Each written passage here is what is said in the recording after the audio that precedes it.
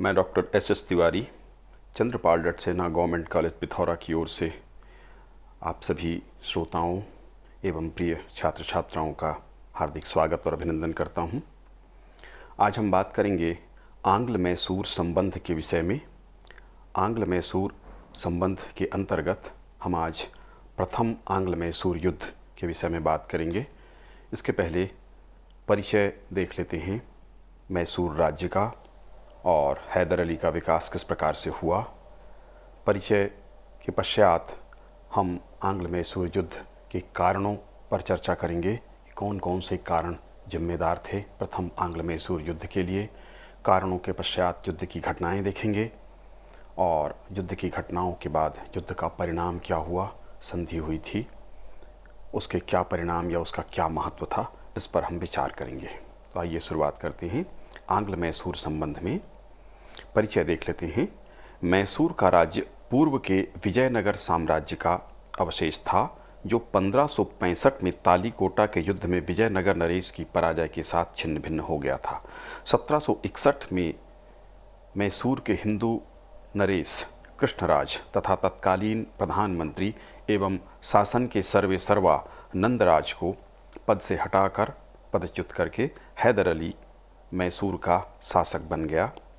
इस समय दक्षिण में मराठे, अंग्रेज, निजाम, हैदराबाद का निजाम था और मैसूर, चार प्रमुख शक्तियां थीं दक्षिण भारत में, जो परस्पर संघर्षरत थीं तथा अपनी शक्ति को स्थापित करने में संलग्न थीं। हैदर अली एक योग्य व्यक्ति था। उसके द्वारा शक्तिशाली सेना तैयार करने का प्रयास किया गया। उसने फ्रांसीसियों से प्रशिक्षण प्राप्त कर एक कुशल सेना तैयार करने का प्रयास किया। हैदर अली के द्वारा विजय अभियान चलाया गया। उसने हौजकोट, दौड़ बेलापुर, शेरा, बेदनूर इत्यादि प्रमुख स्थानों तथा दक्षिण के पोलीगरों को जीत लिया। मराठों के लगातार आक्रमण मैसूर के क्षेत्र में हो रहे थे। 1764 से 1766 और 1771 में मराठों के द्वारा मैसूर पर आक्रमण कर हैदर अली को परास्त किया गया तथा कुछ क्षेत्र एवं बड़ी धनराशि भी प्राप्त की गई। इस तरह से परस्पर संघर्ष और संदेह की स्थिति थी। दक्षिण भारत में इस समय, जैसा मैंने स्पष्ट किया आपको, चार शक्तियां थीं। हैदराबाद का निजाम था, हैदर अली था, अंग्रेज और मराठे। इन चार शक्तियों में आपसी संघर्ष, खींचतान की स्थिति थी, क्योंकि हैदर अली का नया उत्कर्ष हुआ था शक्तिशाली राजा या सुल्तान के रूप में दक्षिण में। इसलिए उसके दमन का प्रयास इन सभी के द्वारा, तीन शक्तियों के द्वारा किया गया। किंतु यह कूटनीतिज्ञ व्यक्ति था और अनपढ़ था। अपनी अनपढ़ जो था उसको दूर करने के लिए भी उसने प्रयास किया, शिक्षा ग्रहण करने का प्रयास किया, फ्रांसीसी सेना से सहयोग प्राप्त किया, प्रशिक्षण लिया उनसे और आधुनिक ढंग से सैनिक प्रणाली विकसित करने का प्रयास किया।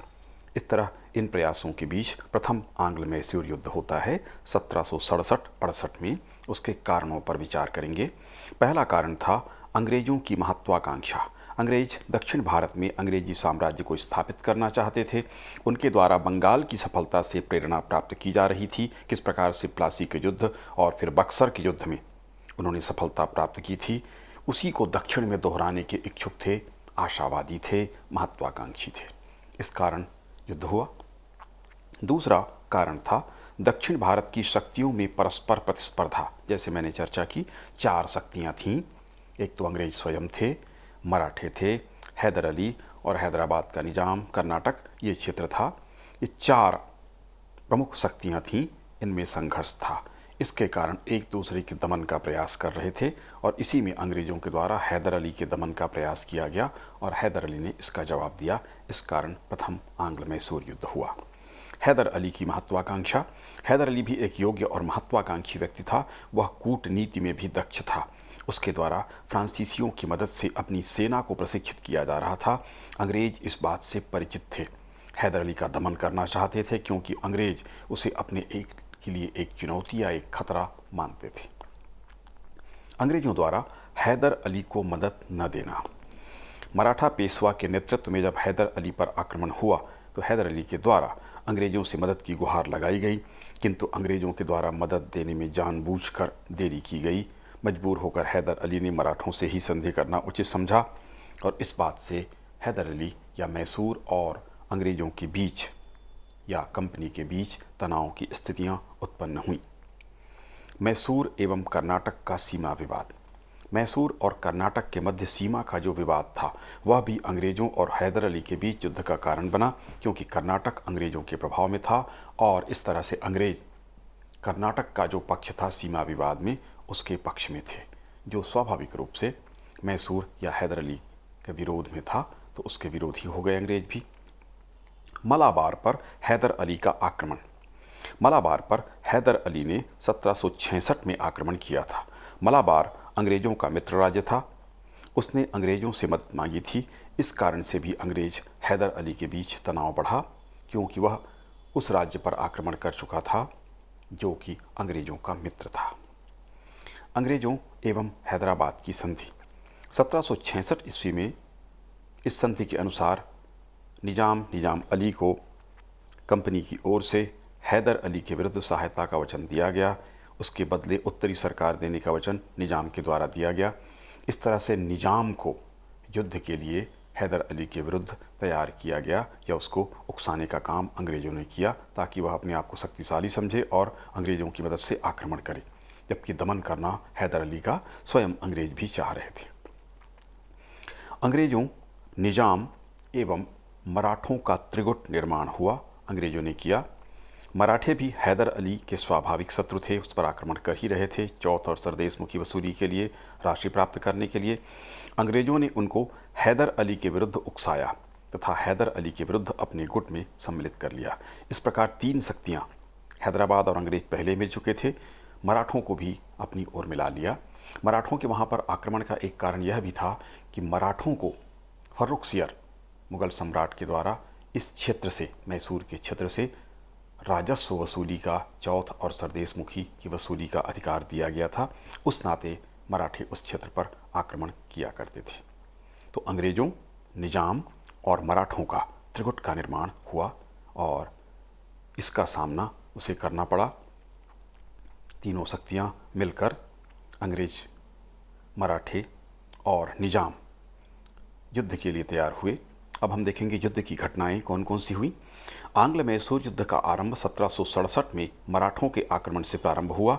उसके द्वारा मैसूर पर आक्रमण किया गया, किंतु हैदर अली ने अपनी कूटनीतिज्ञता का परिचय दिया और मराठों से संधि कर ली।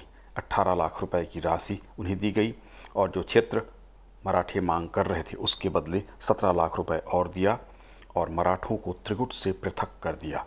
जब अंग्रेज़ों और निजाम की सेना ने मैसूर पर आक्रमण किया, तब हैदर अली ने निजाम की ओर ध्यान दिया तथा उसके भाई महफूज खां की मदद से निजाम को कुछ प्रदेशों का प्रलोभन देकर अपनी ओर मिला लिया तथा उसको रण क्षेत्र से अलग कर लिया।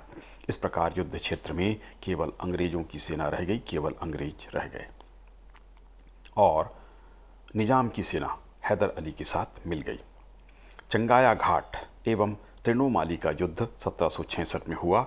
स्मिथ के नेतृत्व में अंग्रेजी सेना ने त्रिनोमाली के युद्ध में हैदर अली और निजाम की संयुक्त सेना को परास्त किया। चंगाया घाट और त्रिनोमाली दोनों के युद्ध में हैदर अली और निजाम की सेना को परास्त होना पड़ा। निजाम डरपोक था, भयभीत हुआ, उसने पाला बदल लिया और अंग्रेज़ों के पक्ष में चला गया। निजाम और अंग्रेज़ों की संधि। निजाम और अंग्रेज़ों ने पूर्व संधि की शर्तों को पुनः स्वीकार कर लिया जो पहले वो कर चुका था। निजाम ने हैदर अली को विद्रोही माना और मैसूर राज्य पर उसके अधिकार को अस्वीकार किया, स्वीकार नहीं किया। मैसूर राज्य की दीवानी अंग्रेज कंपनी को दे दी। जब उस पर निजाम और अंग्रेज़ों का अधिकार हो जाएगा तब दे दिया जाएगा, ये शर्त थी। निजाम ने अंग्रेज़ों और कर्नाटक के नवाब को हैदर अली को दंड देने में सहायता देने का वचन दिया। इस प्रकार निजाम हैदर अली के विरुद्ध अंग्रेज़ों के साथ मिल गया। हैदर अली इससे परेशान नहीं हुआ, साहस उसने नहीं खोया। 1769 में हैदर अली ने आक्रमण किया। अंग्रेज़ों के द्वारा मुंबई से जो सेना भेजी गई थी, हैदर अली ने उसे परास्त कर दिया तथा उसने मैंगलोर पर भी अधिकार कर लिया और अपनी सफलता से उत्साहित होकर हैदर अली ने अपनी तीव्र घुड़सवार सेना का प्रयोग किया और तेजी के साथ मद्रास पहुंच गया और उसने मद्रास का घेरा तक डाल दिया। अंग्रेज अचंभित थे इतने तीव्र आक्रमण से। भयभीत होकर अंग्रेज़ों ने, क्योंकि वो पूरी तैयारी में युद्ध के नहीं थे, संधि की प्रार्थना उन्होंने की। हैदर अली तैयार हुआ और इनके बीच इस युद्ध के बाद मद्रास की संधि हुई। 4 अप्रैल सन 1769 को अंग्रेज़ों एवं हैदर अली के मध्य मद्रास की संधि हुई। शर्तें थीं इसकी, परस्पर विजित क्षेत्र वापस किए जाएंगे। दूसरी शर्त थी हैदर अली के पास करूर का जिला रहने दिया गया। तीसरी बात थी कर्नाटक को मैसूर का करद राज्य मान लिया गया। इस तरह से कर्नाटक मैसूर के अधीन आ गया, या कर देने का, करद राज्य से अर्थ कर देने वाले राज्य से था। हैदर अली ने 205 अंग्रेज बंदियों को मुक्त कर दिया, जिसको युद्ध के दौरान उसने बंदी बना लिया था। अंग्रेजों और हैदर अली ने बाह्य आक्रमण की स्थिति में, यानी किसी पर भी आक्रमण हो, अंग्रेजों पर आक्रमण हो तो हैदर अली सहायता करेगा, और यदि हैदर अली पर आक्रमण होता है तो अंग्रेज उसकी मदद करेंगे। ये वचन दोनों ने दिया। अंग्रेजों ने युद्ध की क्षतिपूर्ति के रूप में एक बड़ी राशि हैदर अली को प्रदान की। और अंतिम शर्त थी मुंबई की अंग्रेज सरकार के द्वारा हैदर अली के जहाज़ों को पकड़ लिया गया था, जब्त कर लिया गया था, उसको छोड़ने के एवज में कोलार का स्वर्ण भंडार अंग्रेज़ों को दे दिया गया। ये मद्रास की संधि की शर्तें थीं। अब हम देखेंगे कि इस युद्ध या इसकी जो संधि हुई उसका क्या महत्व था। पहला, अंग्रेज़ों की प्रतिष्ठा को आघात लगा। इस युद्ध से अंग्रेज़ों की प्रतिष्ठा को आघात लगा तथा उन्हें मजबूर होकर संधि करने को विवश होना पड़ा। अभी तक वो अपराजित थे, उनको पूरी तरह से कोई पराजित नहीं कर पाया था, लेकिन यहाँ पर कई युद्धों में हैदर अली ने अंग्रेज़ों को पराजित कर दिया। इस कारण से उनकी प्रतिष्ठा को आघात लगा। नहीं तो यह प्रतिष्ठा उनकी स्थापित हो चुकी थी कि 5 गुना 7 गुना बड़ी सेना को भी आसानी के साथ बंगाल में उन्होंने परास्त किया था। ये बक्सर के युद्ध में हुआ था, इसी से वो बड़े उत्साहित थे। किंतु यहाँ पर हैदर अली से उनका सामना हुआ था, जिसने अपनी सेना को फ्रांसीसी ढंग से, यूरोपीय ढंग से प्रशिक्षित किया था। दूसरी बात थी हैदर अली की प्रतिष्ठा में वृद्धि हुई। दक्षिण के क्षेत्र में हैदर अली प्रमुख शक्ति के रूप में स्थापित हुआ, क्योंकि उसने अंग्रेज़ों को पराजित किया था, जिसको कोई अभी तक पराजित नहीं कर पाया था। तो हैदर अली एक प्रमुख शक्ति के रूप में दक्षिण में स्वीकार किया गया। हैदर अली की कूटनीतिक त्रुटि। हैदर अली के द्वारा मद्रास में अच्छी स्थिति में होने के बावजूद भी मद्रास को नहीं जीता, इसको उसकी कूटनीतिक भूल माना जाता है। संभवतः उसने यह सोचा होगा कि अंग्रेज़ों से मित्रता करके अपनी शक्ति बढ़ाने हेतु उनका उपयोग करेगा, किंतु अंग्रेज कुछ समय का युद्ध विराम चाहते थे ताकि वे अपनी शक्ति को संगठित कर पुनः हैदर अली को परास्त कर सकें, और आगे चलकर उन्होंने यही किया। यद्यपि यह भी माना जाता है कि लगातार आक्रमण और युद्ध से हैदर अली थक चुका था, लेकिन युद्ध में, सामरिक रण क्षेत्र में थकान का कोई महत्व नहीं होता, बल्कि घटना और समय का बड़ा महत्व होता है। किस समय पर किस तरह की नीति अपनाई जाए, ये ज़्यादा महत्वपूर्ण होती है। यहाँ पर उसने चूक की।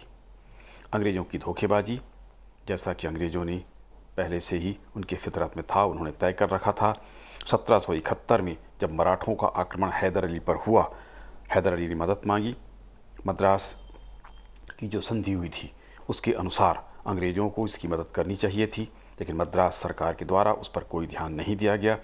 इस प्रकार अंग्रेज़ों ने धोखेबाजी की और मद्रास संधि से के समय जो बात हुई थी उसका उन्होंने पालन नहीं किया, शर्तों का पालन नहीं किया, और अपनी शक्ति को बढ़ाने और संगठित करने में अपना ध्यान केंद्रित किया।